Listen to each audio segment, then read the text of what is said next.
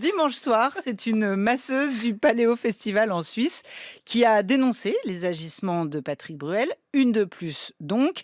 À ce jour, il est visé par au moins 9 plaintes et des dizaines de témoignages. Je rappelle que Patrick Bruel est présumé innocent et Mm. qu'il est important de respecter la présomption d'innocence, n'est-ce pas? Allez, maintenant c'est fait, je peux y aller.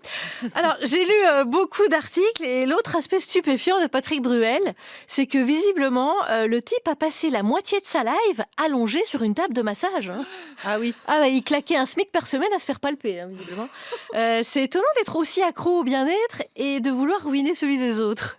Il faudrait aussi qu'on m'explique comment on peut être aussi agressif pile au moment où t'es censé être le plus détendu. Faut pas s'étonner qu'après une agression sexuelle, il appelle ça faire un spa. Voilà, t'es à deux doigts de dire la masseuse, elle l'a bien cherché, elle m'a demandé de me déshabiller, elle a mis de l'huile parfumée et une petite musique. Alors Bruel, lui, il dit qu'il comprend pas ce qui lui arrive. Faudrait peut-être trouver quelqu'un pour lui expliquer. Quelqu'un qui a l'habitude d'expliquer les choses, comme un juge d'instruction, par exemple. Alors, autant on savait que Bruel est une méga star en France, mais là, on découvre que dans les violences sexuelles, il a fait une carrière internationale. Oui. Parce que le gars a tout un tas d'activités. Donc, il a fait genre le strike de MeToo, le MeToo musique, le MeToo cinéma, le MeToo théâtre, le MeToo poker, le MeToo tennis, le MeToo massage et le MeToo huile d'olive. Mais si, parce qu'il produit de l'huile d'olive. Je dirais, c'est un véritable touche-à-tout.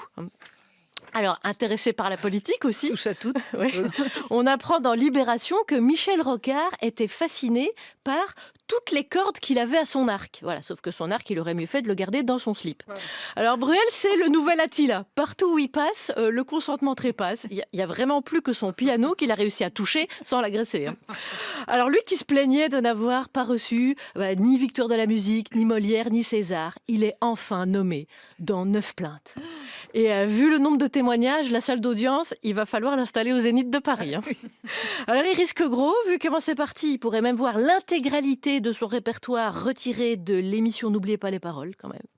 Dans l'enquête de Libé, on peut lire, tout le monde savait. Il frappait aux portes, écoute, il frappait aux portes des chambres d'hôtel de toutes les meufs, jusqu'à ce qu'il y en ait une qui ouvre. Le mec, c'est un témoin de Jéhovah du sexe non consenti, tu te rends compte, Daphné? Aujourd'hui, les femmes osent parler, mais avant, c'était compliqué. Et ce soir, pour témoigner de sa plainte contre Patrick Bruel, la jeune Stéphanie sera l'invitée du JT de 20h de PPDA. Eh ouais. Hop là.